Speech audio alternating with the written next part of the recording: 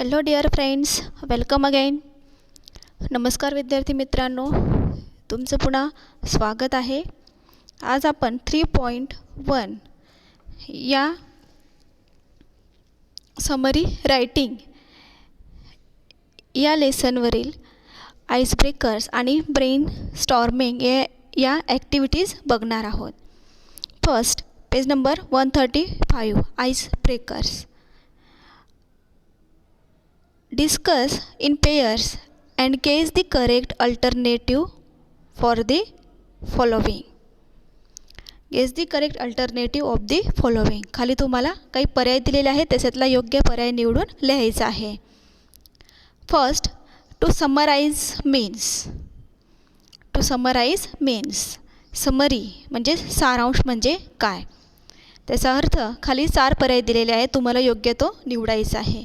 First, put information in chronological order. एखादी information किंवा माहिती क्रमाने मांडणे. B, to recapitulate the main points in selection. Recapitulate म्हणजे संक्षेप, की मेन पॉईंट्स मुख्य मुद्दे, निवडलेले मुख्य मुद्दे संक्षिप्तपणे मांडणे. C, to introduce new information. नवीन माहिती इंट्रोड्यूस करणे. आणि D, to write one's opinion about selection, की एखाद्याचं मत मांडणे. यापैकी योग्य पर्याय आहे to B, to recapitulate the main points in selection. Second activity, the type of summary that consist of a paragraph to express the main idea each. The type of summary that consists of a paragraph to express the main idea is. Type of summary सारांश लेखनाचा जो काही प्रकार आहे, की ज्याच्यामध्ये main idea मुख्य कल्पना त्या ठिकाणी एक्सप्रेस केलेल्या असतात, वर्णन केलेल्या असतात, त्याला काय म्हणतात. ए आहे आउटलाईन म्हणजे रूपरेषा किंवा आराखडा, रिपोर्ट, अहवाल. C, synopsis. सिनॉप्सिस म्हणजेच सारांश किंवा रूपरेषा. आणि डी आहे रिटन समरी. यापैकी योग्य उत्तर आहे written summary. Then next activity, पुढची ॲक्टिव्हिटी आहे there are various ways of incorporating other writers works into your own writing. They differ according to the closeness of your writing to the source writing. Match the ways of writing in brief given in column A with their descriptions in column B. A कॉलममध्ये ways of writing लिखाणाची पद्धत दिलेली आहे आणि बी कॉलममध्ये त्याचे descriptions दिलेले आहेत आणि ते तुम्हाला मॅच करायचे किंवा जोड्या लावायचं आहे. फर्स्ट आहे समरायझिंग म्हणजेच सारांश लेखन. बी, पॅराफ्रेझिंग. दुसरा आहे पॅराफ्रेझिंग. 3, प्रिसाइज रायटिंग म्हणजेच गोषवारा. 4, कोटिंग. 5, एडिटिंग म्हणजे संपादन. आणि 6, जिस्ट रायटिंग, सार किंवा मुख्य मुद्दा. आता या वेज ऑफ रायटिंगची तुम्हाला डिस्क्रिप्शन्स बी कॉलममधील त्याचं जे योग्य वर्णन आहे त्यांच्याशी जोड्या जुळवायच्या आहेत. तर पहिलं आहे समरायझिंग. समरायझिंगचं आहे E. It includes main ideas into one's own words, की त्याच्यामध्ये एखाद्याच्या कल्पना, ज्या काही मुख्य कल्पना आहेत त्या स्वतःच्या शब्दात मांडलेल्या असतात. नंबर 2 आहे पॅराफ्रेझिंग. त्याचं आपण उत्तर लिहू शकतो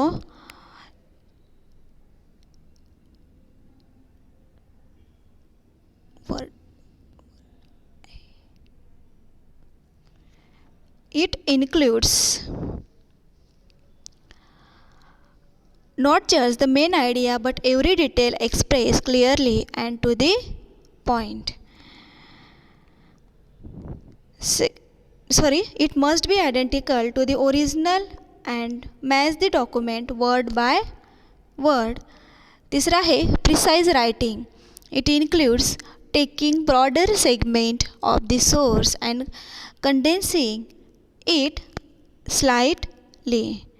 Condensing it slightly. Fourth आहे quoting. It includes not just the main idea but every detail expressed clearly and to the point.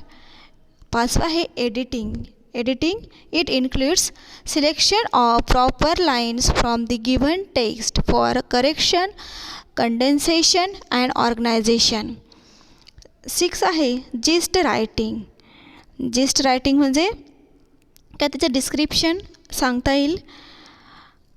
It includes the most essential part or the crux of the matter. Crux of the matter म्हणजेच महत्त्वाचा मुद्दा.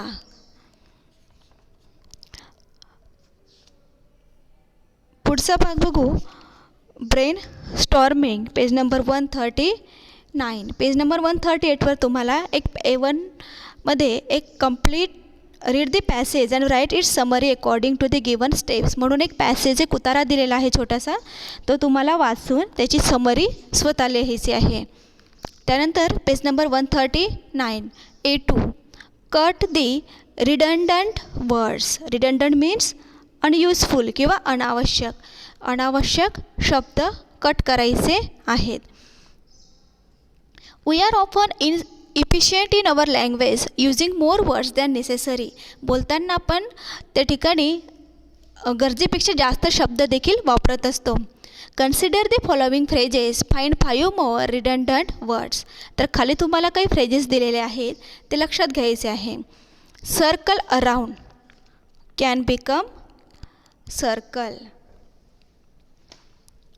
Circle around, सर्कलचा अर्थ वर्तुळाकार किंवा गोलाकार आणि around त्याचा अर्थ पण तोच होतो. म्हणून सर्कल अराउंड म्हणण्याऐवजी आपण फक्त सर्कल असं देखील बोलू शकतो. Then write down. Write down can become write. Instead of saying write down we can say write. Write down म्हणण्याऐवजी आपण फक्त राईट पण बोलू शकतो. नेक्स्ट आहे added bonus. Is simply a bonus. Added means here extra आणि बोनसचा पण अर्थ होतो एक्स्ट्रा पगार. तर म्हणून ॲडेड बोनस सांगण्याऐवजी फक्त बोनस असं बोललं तरी चालतं. म्हणून ॲडेड हा रिडंडंट वर्ड्स इथं आहे म्हणून तो कट करायचा आहे. Get to the point as quickly as possible is really get to the point. Get to the point म्हणजे थोडक्यात बोलणं आवर. जर असं सांगायचं असेल तर आपण गेट टू दी पॉईंट एवढं सांगू शकतो. या ठिकाणी काही एक्स्ट्रा वर्ड्स आलेले आहेत. काय आहेत? As quickly as possible. Then E close proximity. Close proximity. Proximity म्हणजे जवळ आणि क्लोजचा पण अर्थ होतो जवळ. तर आपण प्रॉक्सिमिटी बोलण्याऐवजी फक्त क्लोज बोललं तरी चालू शकतं. Next during the course of is during. During the course of is during. तर द कोर्स ऑफ बोलण्याऐवजी फक्त ड्युरिंग बोलले तरी चालतं. त्याचप्रमाणे आता तुम्हाला पुढे सांगितले आहे की फाइंड 5 मोर रिडंडंट वर्ड्स. मग आता तुम्ही त्यासाठी काही वर्ड्स किंवा अशा प्रकारचे अजून काही एक्झाम्पल्स कमीत कमी 5 तुम्हाला लिहायचे आहेत. मग तुम्ही त्यासाठी उदाहरणं देऊ शकतात. Is and every. इजचा अर्थ होतो प्रत्येक आणि एव्हरीचा अर्थ पण होतो प्रत्येक. मग फक्त इज वापरलं तरी चालतं. त्यानंतर exactly the same. Exactly means सारखे, सेम मीन्स सारखे. तर आपण एक्झॅक्टली द काढू शकतो इथं. त्यानंतर free gift. Free gift can become gift. Gift means gift देखील फ्री असतं म्हणून फ्री जरी लावलं नाही तरी चालेल. त्यानंतर brief summary can become summary. Brief म्हणजेच थोडक्यात आणि समरी पण थोडक्यात किंवा सारांश. म्हणून ब्रीफ न लावता फक्त समरी जरी लावलं तरी चालेल. Then repeat again. Repeat again. Repeat means पुन्हा आणि अगेन म्हणजेच पुन्हा. म्हणून अगेन वगळला किंवा कट केला आणि फक्त रिपीट बोललं किंवा लिहिलं तरी चालतं.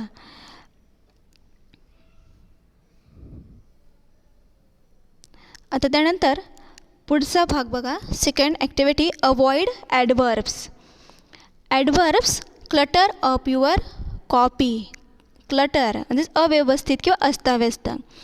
You can usually live without them. Here are some examples. म्हणजेच ॲडवर्ब्स जरी वापरले नाही तरी त्या ठिकाणी चालू शकतं आणि त्यासाठी खाली काही एक्झाम्पल्स आपल्याला दिलेले आहेत.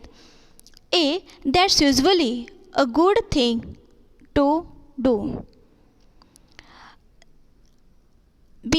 That's fairly good coffee. C. I totally agree. आणि D आहे actually I disagree. याच्यामध्ये just delete all those italicized words and rewrite. तर या ॲक्टिव्हिटीमध्ये जेवढे ॲडवर्ब्स आहेत ते इटॅलिकमध्ये लिहिलेले आहेत फॉन्टमध्ये. तर ते जरी आपण काढले तरी त्या ठिकाणी ते वाक्य किंवा त्या वाक्याचा अर्थ बदलत नाही. That's usually a good thing to do. हेच आपण that's a good thing to do असं पण लिहू शकतो, बोलू शकतो. त्यासाठी हे जे ॲडवर्ब्स आहेत ते काढून तुम्हाला ते वाक्य आपल्या नोटबुकमध्ये लिहायचे आहेत. Then next activity third one word substitution. One word substitution. One word substitutes are words that replace a group of words or a full sentence effectively without creating any ambiguity in the meaning of the sentences. तर one word substitutes हा एक शब्द असतो की जो एखाद्या शब्दसमूहाऐवजी किंवा पूर्ण एखाद्या वाक्याऐवजी त्या ठिकाणी तो वापरलेला असतो. त्या ठिकाणी काही एक्झाम्पल्स तुम्हाला इथे दिलेले आहेत. The life story of man written by himself is called autobiography. की एखाद्या व्यक्तीने स्वतः आपलं जीवनचरित्र जे काही लिहिलेलं असतं, आपलं जीवनावर लिखाण केलेलं असतं स्वतःवर, त्याला ऑटोबायोग्राफी असं म्हटलं जातं. तर या पूर्ण शब्दसमूहाला एकच शब्द इथं वापरलेला आहे, ऑटोबायोग्राफी. सेकंड आहे a sound that can not be heard. असा आवाज की जो ऐकू शकत नाही त्याला इनऑडिबल असं म्हटलं जातं. त्यानंतर a list of books is called catalog.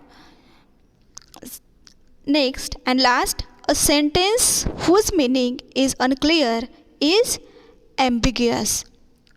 असं वाक्य की ज्याचं मीनिंग, ज्याचा अर्थ स्पष्ट होत नाही त्याला ambiguous असं म्हटलं जातं. So find as many examples as you can from the internet and make a list. तर अशा प्रकारे वन वर्ड सबस्टिट्यूशन म्हणजे पूर्ण शब्दसमूहासाठी किंवा एखाद्या वाक्यासाठी एक शब्द जो वापरला जातो तर ते तुम्ही शोधायचे आहे इंटरनेटवरून, पुस्तकांमधून आणि त्याची लिस्ट तुमच्या नोटबुकमध्ये तयार करायची आहे. त्याच्यासाठी आपण अजून काही एक्झाम्पल्स आता इथं बघूया. One who does not believe in the existence of God is called atheist. की अशी व्यक्ती की ज्याचं दैवावर, परमेश्वरावर भरोसा नाही त्याला म्हटलं जातं atheist. A critical judge of any art and craft is called connoisseur. त्यानंतर a person of intellectual or erudite tastes is called highbrow. अशा प्रकारे तुम्ही अजून वन वर्ड सबस्टिट्यूशन्स त्या ठिकाणी तयार आपल्या वहीमध्ये लिहायचे आहे, त्याची लिस्ट तयार करायची आहे. यानंतर पुढचा उरलेला भाग यूज ऑफ नाउन इन ॲपोजिशन आणि transforming complex to simple sentences हे आपण पुढच्या व्हिडिओमध्ये बघू. थँक्यू.